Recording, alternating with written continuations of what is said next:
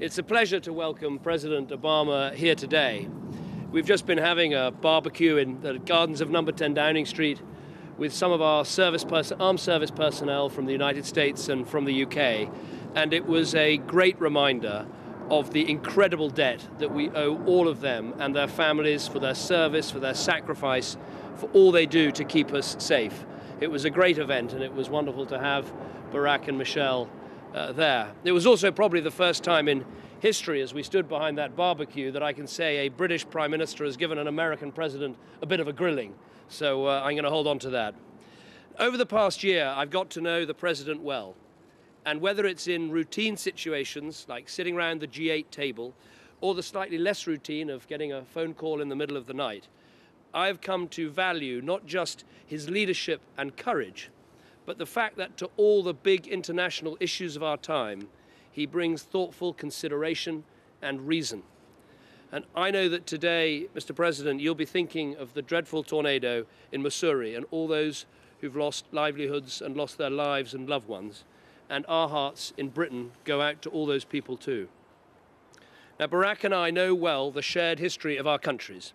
From the beaches of Normandy to the Imjin River, our soldiers have fought together. From labs in Cambridge, Massachusetts to Cambridge, England, our scientists have decoded DNA and cured diseases together. And in millions of interactions every day, including our massive business relationship, our people forge friendships together. That is what makes this relationship special. But what makes it essential is that it's not just about history or sentiment. It is a living, working partnership. It is essential to our security, and it's essential for our prosperity. And I feel every day just how important this partnership is. The President and I, together with my Deputy Prime Minister, have just had some excellent discussions. We've been talking today about the two things we care about most: getting our people jobs and keeping our people safe. Because every night, millions of British and American people take the same worries to bed with them. They're asking if they can find a good job, if they're going to get a paycheck next month, and if there'll be work for their children when they grow up. The stark truth of the world today is that no country is owed a living. We've got to pay our way, and we've got to earn our way. And that is what the President and I are determined to do. Barack and I did not come into politics to cut public spending, but neither did we seek office to see our great economies decline or to land our children with unsustainable debts. And that is why in the second half of this decade, we're making sure that debt ratios will be falling on both sides of the Atlantic. At the same time, we're investing in our roads and railways, in science, in innovation, and above all, in our young people. And down the line, the success of all this won't be measured in export figures or trade flows. It will be in the feelings of the factory worker, whether they're in Phoenix or the shopkeeper in Liverpool or the engineer in Ohio. The people who know if they work hard, then prosperity will be there for them and the promise of a better life there for their children. As well as the economy, the President and I had some very good discussions on security. Now, Americans and Brits do not need to explain terrorism to one another. Both our people have suffered at its hands, and indeed they have died together. My wife Samantha was in Manhattan on 9/11, and I'll never forget the 5 hours of trying to get hold of her. And she'll never forget the New Yorkers that she met that day, or the sense of solidarity that she felt that day and that we have felt ever since that day. And today, as we come up to its 10th anniversary, we should remember the spirit of that city and the sympathy we feel with those who lost their loved ones. Now, there are those who say that this terrorist threat is beyond our control, and we passionately believe that is wrong. We can defeat al-Qaeda, and the events of recent months give us an opportunity to turn the tide on their terror once and for all. I believe there are three actions we must take. First, we must continue to destroy their terrorist network, and I congratulate the President on his operation against bin Laden. This was not just a victory for justice, but a strike right at the heart of international terrorism. In this vital effort, we must continue to work with Pakistan. People are asking about our relationship, so we need to be clear. Pakistan has suffered more from terrorism than any country in the world. Their enemy is our enemy. So far from walking away, we've got to work even more closely with them. At the same time, this is a vital year in Afghanistan. British and American forces are fighting side by side in Helmand, right at the heart of this operation. We've broken the momentum of the insurgency, and even in the Taliban's heartland in Kandahar and central Helmand, they are on the back foot. Now is the moment to step up our efforts to reach a political settlement. The Taliban must make a decisive split from al-Qaeda, give up violence, and join a political process that will bring lasting peace to that country. We are agreed to give this the highest priority in the months ahead. Second, we must reach a conclusion to the Arab-Israel peace process. Again, I congratulated the President on his recent speech on the Middle East, which was bold, it was visionary, and it set out what is needed in the clearest possible terms: an end to terror against Israelis and the restoration of dignity to the Palestinians. Two states living side by side and in peace. Yes, the road has been and will be long and arduous, but the prize is clear. Conclude the peace process and you don't just bring security to the region, you deny extremists of one of their most profound and enduring recruiting sergeants, weakening their calling and crippling their cause. That is why, whatever the difficulties, we must continue to press for a solution. Our third action must be to help elevate the changes in North Africa and the Arab world from a moment in history to a turning point in history. We've seen some extraordinary things: protesters braving bullets, bloggers toppling dictators, people taking to the streets and making their own history. If global politics is about spreading peace and prosperity, then this is a once-in-a-generation moment to grab hold of. It is not a time for us to shrink back and think about our own issues and interests. This is our issue, and this is massively in our interests. Those people in Tahrir Square and Tripoli just want what we have: a job and a voice, and we all share in their success or failure. If they succeed, there is new hope for those living there, and there is the hope of a better and safer world for all of us. But if they fail, if that hunger is denied, then some young people in that region will continue to listen to the poisonous narrative of extremism. So the President and I are agreed we will stand with those who work for freedom.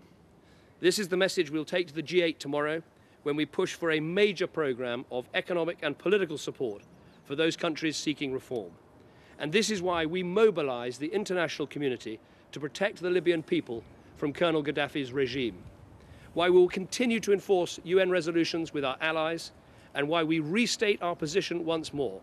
It is impossible to imagine a future for Libya with Gaddafi still in power. He must go. In all of these actions, we must be clear about our ambitions. Barak and I came of age in the 1980s and 90s. We saw the end of the Cold War and the victory over communism. We saw the invasion of Kuwait by Saddam Hussein and the world coming together to liberate that country. Throughout it all, we saw presidents and prime ministers standing together for freedom. Today, we feel just as passionately about extending freedom as those who came before us. But we also know that idealism without realism does no good for anyone. We have learned the lessons of history. Democracy is built from the ground up. You've got to work with the grain of other cultures and not against them. Real change takes time. And it's because of this we share the view that our partnership will not just continue, but it will get stronger. And this is a partnership that goes beyond foreign affairs. At home, we have similar goals: to bring more responsibility to our societies and to bring transparency and accountability to our governments. In all these ambitions, our countries will continue to learn from each other and work with each other. And as ever, it has been a pleasure to talk to the President and an honor to have him with us today. Mr. President. Thank you, David. Thank you, Mr. Prime Minister. I am very pleased to be back in the United Kingdom. I note that you have arranged for typical London weather these past 2 days, and I'm very grateful for that. I want to thank Her Majesty the Queen and the British people for the extraordinary welcome that has been extended to me and Michelle. It's a shining example of the genuine warmth and affection that our two nations feel towards one another. Since David took office last spring, I believe we've now met or spoken at least 24 times.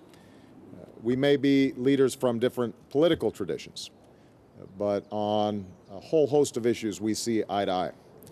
We even took the same side in an epic match of doubles table tennis against some local students yesterday, and we won't rehash the results of that.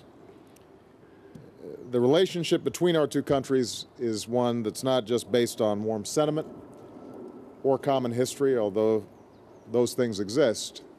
It's built on shared ideals and shared values. As David said, it is a special relationship and an essential relationship. I believe that it is stronger than it has ever been, and I'm committed to making sure that it stays that way. The successful meetings we've had and the joint initiatives we're announcing today represent the depth and breadth of our relationship. We discussed our efforts to strengthen the global recovery and create good jobs for our people. The investment relationship between the United States and the United Kingdom is the largest in the world, one that accounts for nearly 1 million jobs in each of our economies. We believe we can make that relationship even stronger with deeper cooperation in areas critical to our future prosperity, like higher education and science and innovation, areas critical to our national security, like cybercrime, and areas vital to the stability of the world, including international development. During our discussions today, we reviewed our progress in Afghanistan, where our brave servicemen and women have fought side by side to break the Taliban's momentum, and where we are preparing to turn a corner. We reaffirmed the importance of beginning the transition to Afghan lead for security this year and completing that transition by 2014. We discussed the opportunity that exists for promoting reconciliation and a political settlement, which must be an Afghan-led process. President Karzai has made it clear that he will talk to anyone who is willing to end the violence, split with al-Qaeda, and accept the Afghan Constitution, and we welcome the positive cooperation between Afghanistan and Pakistan on that front. At the same time, the Prime Minister and I both agree that our nations have a long-term interest in ensuring that Afghanistan never again becomes a launching pad for attacks against our people. So alongside our NATO allies and partners, we're committed to a strong and enduring partnership with the people of Afghanistan.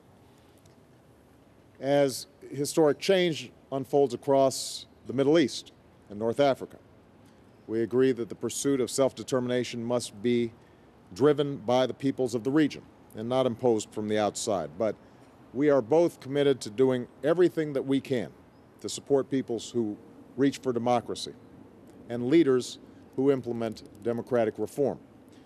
Tomorrow we'll discuss with our G8 partners how those of us in the wider international community can best support nations that make the reforms necessary to build a framework for democracy, freedom, and prosperity for their people. At the same time, we will continue to strongly oppose the use of violence against protesters and any efforts to silence those who yearn for freedom and dignity and basic human rights. And that's one of the reasons that we are working together in Libya, alongside with our NATO allies and partners to protect the Libyan people. And we will continue those operations until Gaddafi's attacks on civilians cease. Time is working against Gaddafi, and he must step down from power and leave Libya to the Libyan people. We also discussed the situation in Syria, where the Syrian people have shown great courage in their demands for a democratic transition. The United States welcomes the EU's decision to impose sanctions on President Assad, and we're increasing pressure on him and his regime in order to end his policy of repression and begin the change that people seek. We discussed Yemen, where the Yemeni people call for greater opportunity and prosperity and a nation that is more unified and more secure, and we expressed our joint concern of the deteriorating situation on the ground there. We applauded the leadership of the Gulf Cooperation Council in seeking an orderly and peaceful resolution to the crisis, and we call on President Saleh to move immediately on his commitment to transfer power. And at a time when so many in the region are casting off the burdens of the past, we agree that the push for a lasting peace that ends the Israeli-Palestinian conflict and resolves all claims is more urgent than ever.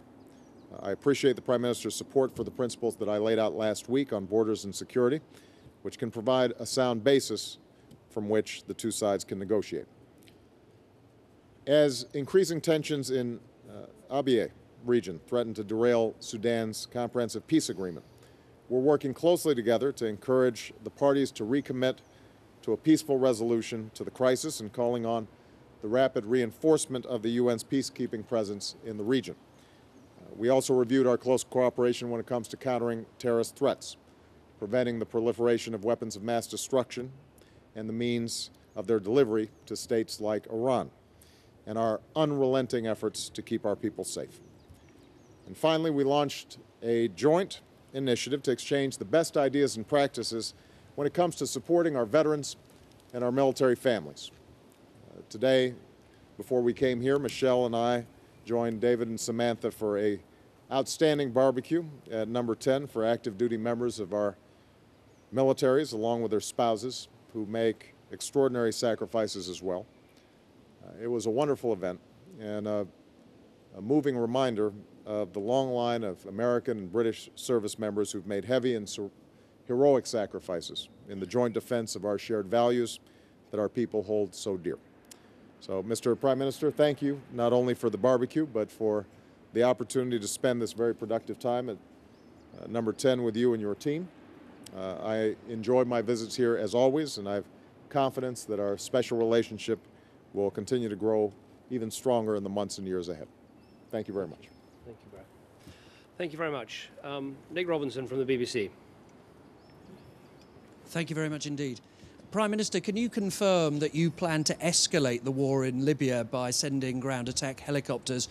And Mr. President, can you confirm that the United States will sit that particular mission out? And a general question for you, if I could. You've talked about an old war in Afghanistan and a new one in Libya. Is your partnership really that different than the one between Bush and Blair? Well, thank you for that. Lots of questions in there. First of all, the President and I agree that we should be turning up the heat in Libya. I believe the pressure is on that regime. You see it in the fact that the rebels have successfully liberated much of Misrata. You see it in the success in other parts of the country. You see it in the strength of the coalition. You see it in the growth of the National Transitional Council. So I believe we should be turning up that pressure. And on Britain's part, we will be looking at all of the options for turning up that pressure, obviously within the terms of UN Resolution 1973, because we believe we need to keep enforcing that resolution, protecting civilians, pressurizing that regime so that the Libyan people have a chance to decide their own future. And within that, those are the options we'll look at. You asked the question about this relationship and past relationships. I think every relationship between a president and a prime minister is different. I would say both of us strongly believe in the special relationship. We both called it an essential relationship. But we believe you have, as I said in my speech, we have to learn the lessons of history about how best we promote the values that we share. And that means, yes, going with the grain of other cultures. It means, yes, having a patient understanding that building democracy takes time, and you have to work on the building blocks of democracy and not believe this all can be done in an instant. But I believe in that partnership we're extremely strong together in wanting to see the same outcomes, whether that's in Afghanistan, where we want to see a peaceful and stable Afghanistan that no longer requires the presence of foreign troops to keep it free from terrorism, and we want to see a Libya where people have the chance to decide their own future. But we are doing things in a different way. We have ruled out occupying forces, invading armies. We are doing what we can to enforce Resolution 1973 and allowing the Libyan people to choose their own future. And we're very committed to doing that work together. Well, first of all, I do think that we've made enormous progress in Libya. We have saved lives as a consequence of our concerted actions. I think it is important to note that we did so under a UN mandate and as part of a broad-based international coalition that includes Arab countries. And I absolutely agree that given the progress that has been made over the last several weeks, that Gaddafi and his regime need to understand that there will not be a let-up in the pressure that we are applying. And the United Kingdom, the United States, and our other partners are putting a wide range of resources consistent with the UN mandate in order to achieve that pressure. And I think we will ultimately be successful. The goal is to make sure that the Libyan people can make a determination about how they want to proceed, and that they'll be finally free of 40 years of tyranny, and they can start creating the institutions required for self-determination. In terms of historical analogies, I just want to underscore this is not the United Kingdom and the United States alone. We have a broad range of partners under an international mandate designed to save lives and ensure that we did not have the sort of massacre that would lead us then to look back and say to ourselves, why did we stand by and do nothing? With respect to Afghanistan, similarly, we have a broad-based international mandate and a broad-based international coalition designed to make sure that Afghanistan does not serve as a base for attacks against our people. We've discussed, consistent with what we said in Lisbon during our NATO summit, that this will be a year of transition because of the work that we've done and the enormous sacrifices that both of our militaries have given. We are in a position now to start transitioning to an Afghan-led security process. And at the same time, we're going to be engaging in the sort of diplomatic work that is required for an ultimate political solution to the problems there. And I'm confident that we can achieve it. I think that there's no doubt that the United States and the United Kingdom have a unique relationship. And that is going to be consistent regardless of who the President, the Prime Minister is, and it's going to be consistent regardless of what parties we come from. There is so much that binds us together that it is not surprising that we are typically on the international stage going to be working together as opposed to at cross purposes. But as David mentioned, I think that the one thing that we have learned is that even as we promote the values and ideals that we care about, even as we make sure that our security interests are met, that we are using military power in a strategic and careful way, that we are making sure that as we promote democracy and human rights, that we understand the limits of what the military alone can achieve, and that we're mindful that ultimately these regions are going to be, that the fate of these regions are going to be determined by the people there themselves, and that we're going to have to work in partnership with them. And that, I think, is the best example of alliance leadership, and it's something that I'm very proud to be a part of. Julie Pace. Thank you, Mr. President. You've said that Muammar Gaddafi's exit from Libya is inevitable and that the U.S. will continue with the campaign until his attacks stop. Does that also mean that you will commit the U.S. to that campaign until Gaddafi is removed from power? And would you be willing to commit additional U.S. resources if that meant speeding up Gaddafi's exit? And Prime Minister Cameron, do you believe that the U.S. and other NATO allies should increase their role in the Libya campaign, as other British lawmakers have suggested? Thank you.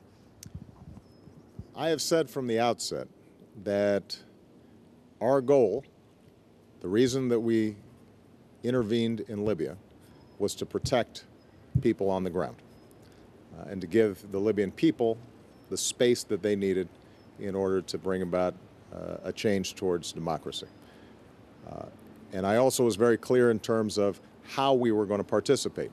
We moved very heavily on the front end, disabling their air defense systems, carrying the lion's share of the burden when it came to setting the stage for NATO operations, and then that once the transfer took place to NATO command and control, that at that point our primary role would be a whole range of support that utilized America's unique capabilities. That's what we're doing. I also ruled out us putting any ground forces in Libya. We have proceeded consistent with that. There are times where, for example, with our Predator capabilities, we have a unique capacity that we've brought to bear, and we will continue to do that. And the Prime Minister and I consistently discuss on a regular basis what can we all do to make sure that that pressure continues to apply. I do think that it is going to be difficult to meet the UN mandate of security for the Libyan people as long as Gaddafi and his regime are still attacking them. And so we are strongly committed to seeing the job through, making sure that at minimum, Gaddafi doesn't have the capacity to send in a bunch of thugs to murder innocent civilians and to threaten them. I believe that we have built enough momentum that as long as we sustain the course that we're on, that he is ultimately going to step down.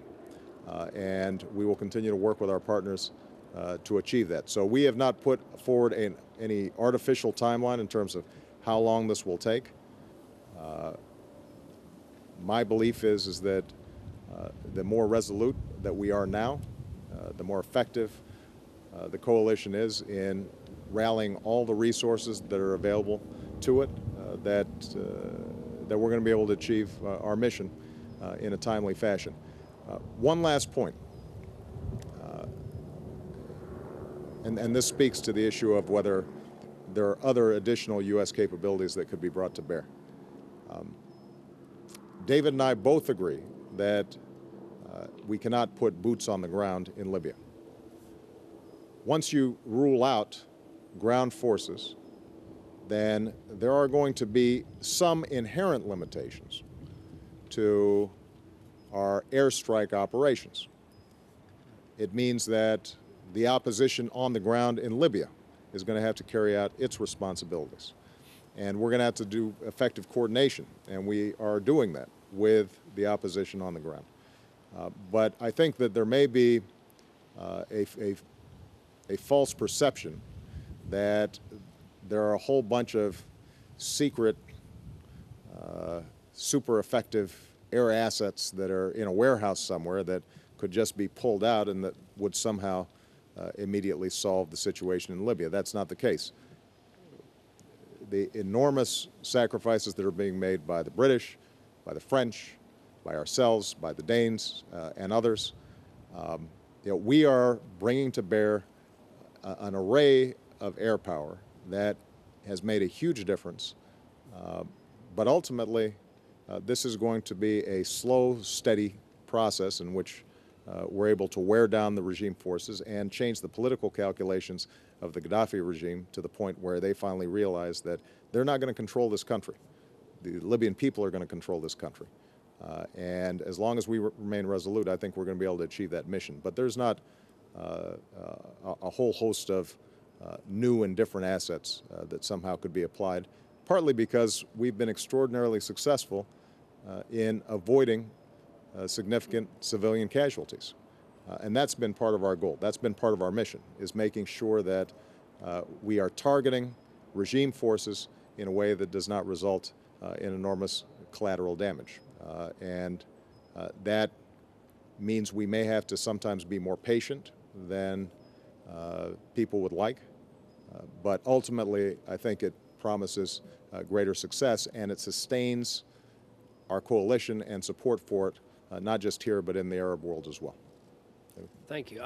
I so agree that the two key things here are patience and persistence. That is what the alliance is demonstrating and needs to go on demonstrating. Julie, I'd just make 2 points. First of all, I think the President and I completely agree on this point of course, the UN resolution is not about regime change. The UN resolution is about protecting civilians from attack and taking all necessary measures to do so. But that said, most political leaders, including the two here, have said it's hard to see how you implement UN Resolution 1973 with Gaddafi still in control of his country, which is why we've been so clear about Gaddafi needing to go and needing to leave Libya. In terms of the US role, I would make this point, which I'm not sure is widely understood in Britain or in Europe, is already a huge number of the sorties and the support and the air assets that are actually bringing the pressure to bear are US assets. There was this enormous effort at the beginning, as the President said, but also a sustained amount of assets that have been used. And as the President said, there are also the unique assets and capabilities that the US has that others don't have that are so vital.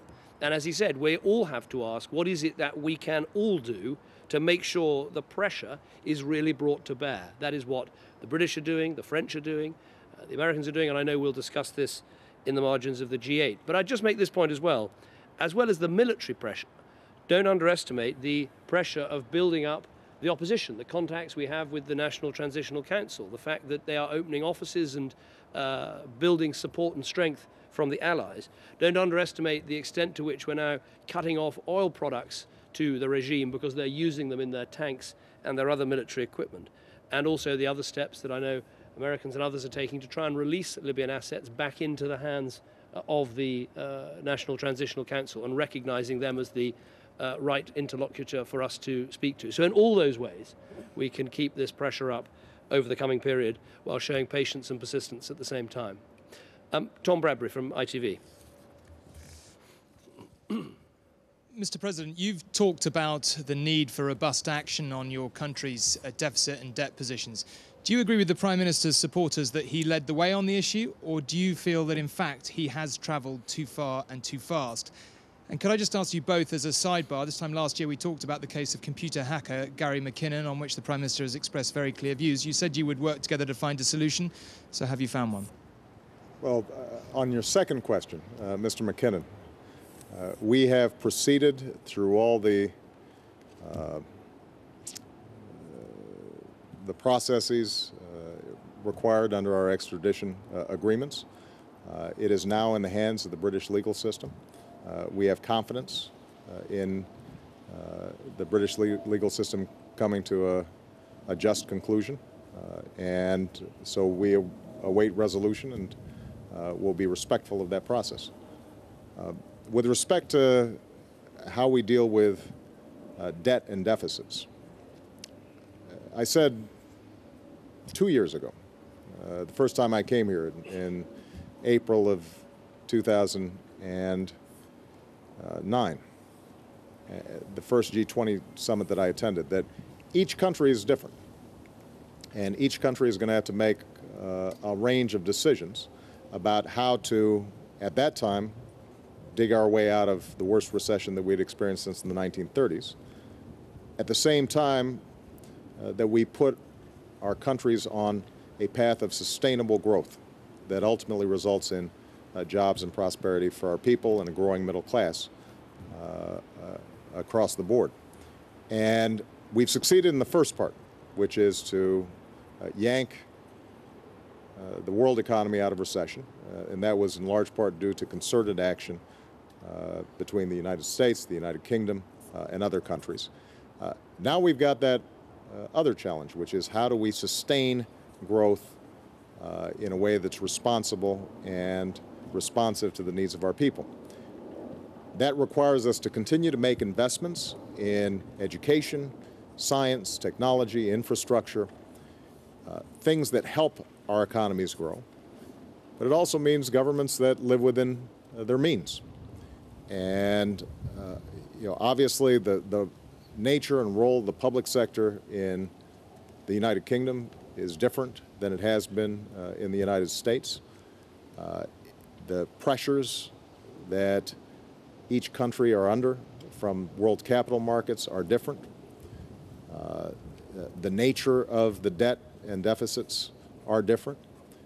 And as a consequence, the sequencing or pace may end up being different. But the one thing that I'm absolutely clear about is David and I want to arrive at the same point, a point in which we're making sure that our governments are doing what they need to do to ensure broad-based prosperity, but doing so in a responsible way that doesn't mortgage our futures and leave a mountain of debt to future generations.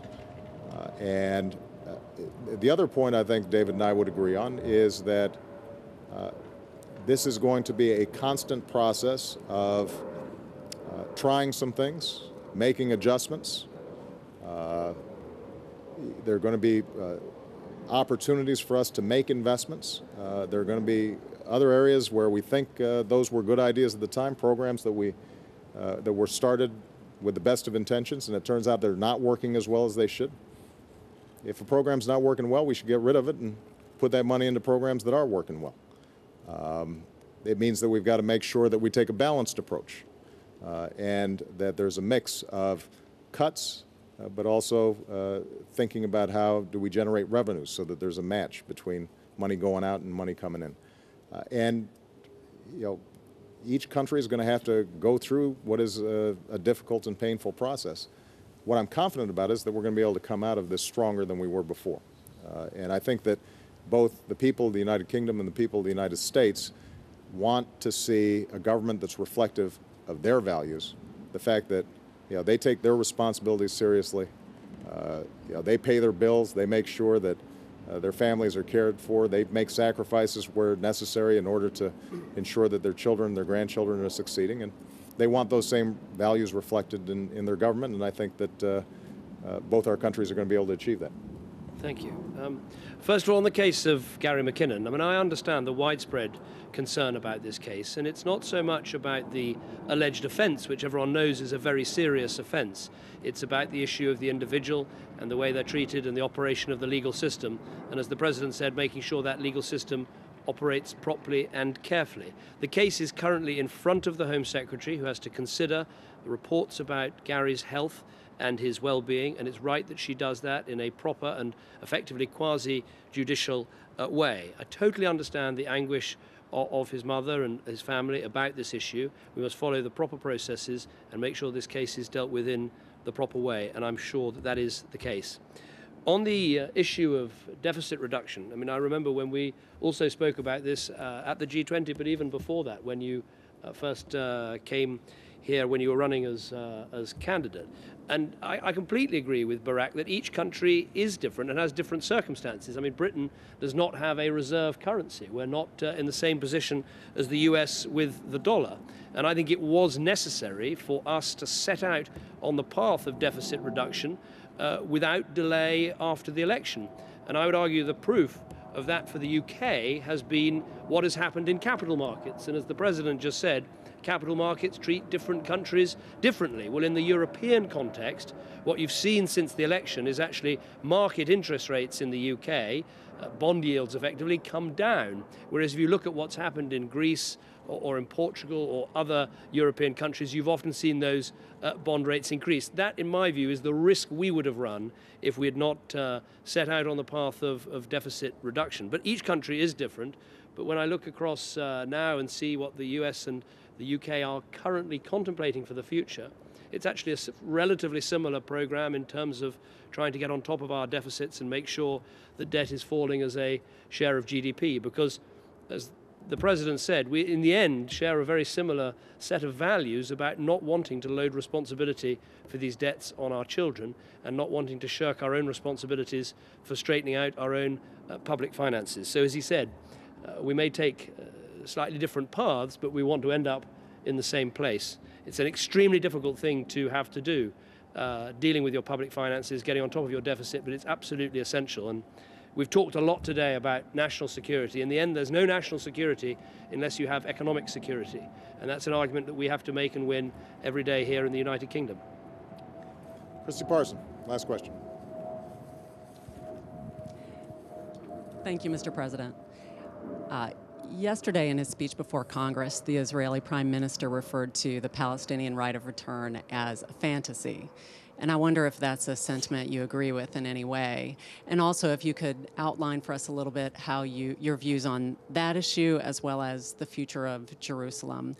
And Mr. Prime Minister, if I may, you said at the top of this press conference that you consider the President's principles outlined last week to be bold and visionary and, in fact, what needs to be done. And I wonder if that means it makes you less open to the Palestinian campaign for recognition of statehood before the UN this fall. Thank you.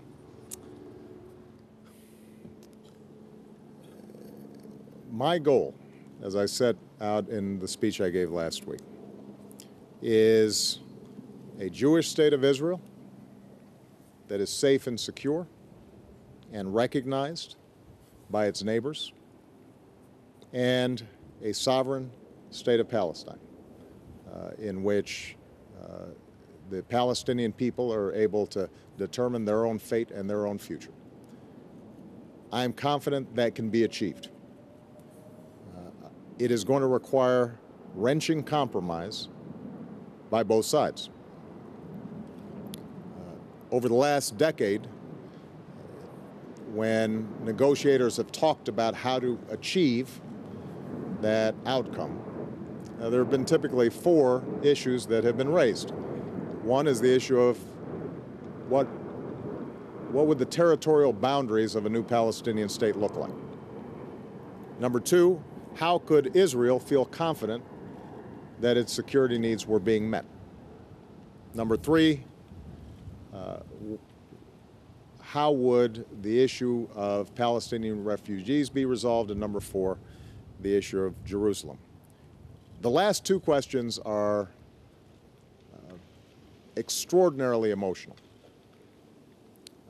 They go deep into how both the Palestinians and the Jewish people think about their own identities. Ultimately, they are going to be resolved by the 2 parties. I believe that those 2 issues can be resolved if there's the prospect and the promise that we can actually get to a Palestinian state and a secure Jewish state of Israel. And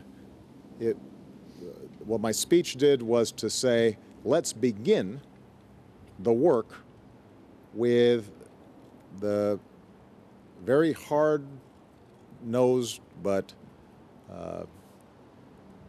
transparent and perhaps less emotional issues of what would the territorial boundaries look like and what would Israeli security requirements entail. I believe that if the Palestinians and the Israelis begin talking about those 2 issues and get some resolution, they can start seeing on the horizon the possibility of a peace deal. They will then be in a position to have what will be a very difficult conversation about refugees and about Jerusalem. That's not something that any party from the outside is going to be able to impose on them. But what I am absolutely certain of is that if they're not talking, we're not going to make any progress. And neither the Israeli people or the Palestinian people will be well served. Let me just make one more comment about the prospects for a serious peace negotiation. The Israelis are properly concerned about the agreement that's been made between Fatah and Hamas. Hamas has not renounced violence. Hamas is an organization that has thus far rejected the recognition of Israel as a legitimate state. It is very difficult for Israelis to sit across the table and negotiate with a party that is denying your right to exist and has not renounced the right to send missiles and rockets into your territory. So as much as it's important for the United States as Israel's closest friend and partner to remind them of the urgency of achieving peace, I don't want the Palestinians to forget that they have obligations as well. And they are going to have to resolve in a credible way the meaning of this agreement between Fatah and Hamas if we're going to have any prospect for peace moving forward. As for the United Nations, I've already said, I said in the speech last week, and I will repeat, the United Nations can achieve a lot of important work. What the United Nations is not going to be able to do is deliver a Palestinian state. The only way that we're going to see a Palestinian state is if Israelis and Palestinians agree on a just peace. And so I strongly believe that for the Palestinians to take the United Nations route rather than the path of sitting down and talking with the Israelis is a mistake. That it does not serve the interests of the Palestinian people. It will not achieve their stated goal of achieving a Palestinian state. And the United States will continue to make that argument both in the United Nations and in our various meetings around the world. I believe that Hamas, in its own description of its agenda, has not renounced violence and has not recognized the State of Israel. And until they do, it is very difficult to expect Israelis to have a serious conversation, because ultimately they have to have confidence that a Palestinian state is one that is going to stick to its to whatever bargain is struck. That if they make territorial compromises, if they arrive at a peace deal, that in fact that will mean the safety and security of the Jewish people and of Israel. And Hamas has not shown any willingness to make the kinds of concessions that Fatah has. And you know, it's going to be very difficult for us to get a Palestinian partner on the other side of the table that is not observing the basic quartet principles that we both believe, that both David and I believe in: the need to renounce violence, recognize the State of Israel, abide by previous agreements. That is, I think, going to be a critical aspect of us being able to jumpstart this process once again. Thank you. I mean, I described the President's speech as bold and visionary because I think it did an absolutely vital thing, which was to talk about 67 borders with land swaps. So, as the President said, if you think about what both sides absolutely need to know to start this process, those two things are in place. First, that the Israelis need to know that America and our allies like Britain will always stand up for Israel's right to exist, right to defend herself, right to secure borders. That is absolutely vital, that the Israelis know that their security is absolutely key to us. They need to know that. But the second thing that needs to be done is the Palestinians need to know that we understand their need for dignity and for a Palestinian state, using the 67 borders as land swaps as the start point. That is, I think, what is so key to the speech that's been made. So neither side now has, I believe, the excuse to stand aside from talks. On the specific issue of UN recognition, I mean, the President is entirely right that in the end, a Palestinian state will only come about if the Palestinians and the Israelis can agree to it coming about. That is the vital process that has to take place. As for Britain, we don't believe the time for making a decision about the UN resolution, there isn't even one there at the moment, is right yet. We want to discuss this within the European Union and try and maximize the leverage and pressure that the European Union can bring, frankly, on both sides to get this vital process moving. Both of us in recent days have been to the Republic of Ireland. I went on part of the Queen's historic trip, and I know Barack has just returned from a very successful trip. And when you look at what had to happen in Northern Ireland in order for peace to come about, is there has to be some recognition and understanding on each side of the other side. And that is what I think is so crucial in what the President is saying about Hamas and Palestinian unity, which should in some ways be a welcome development if the Palestinians can have one group of people, but not unless those group of people are prepared to accept some of what the people they're going to negotiate with desperately need. And that in the end is why the peace process in Northern Ireland was successful, because both sides had some understanding of what the other side needed for some dignity and for some peace. And that is what we badly need right now in the Middle East. And I think the President's speech has been a good step forward in really helping to make that happen. Let me just pick up on what David said about Ireland. It was inspiring to see, after hundreds of years of conflict, people so rapidly reorienting how they thought about themselves, how they thought about those who they thought once were enemies. Her Majesty's visit had a profound effect on the entire country, and so it was an enormous source of hope. And I think it's a reminder that as tough as these things are, if you stick to it, if people of goodwill remain engaged, that ultimately even the worst of conflicts can be resolved. But it is going to take time, and I remain optimistic, but not naively so. This is going to be hard work, and each side is going to have to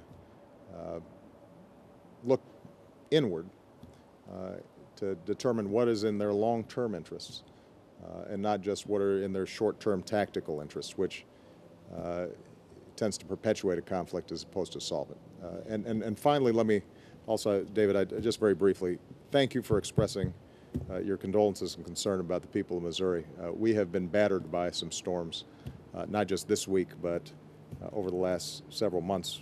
The largest death toll and devastation that we've ever seen from tornadoes in the United States of America. Knowing that we've got friends here in the United Kingdom who care deeply and who offer their thoughts and prayers makes all the difference in the world. So thank you very much for that.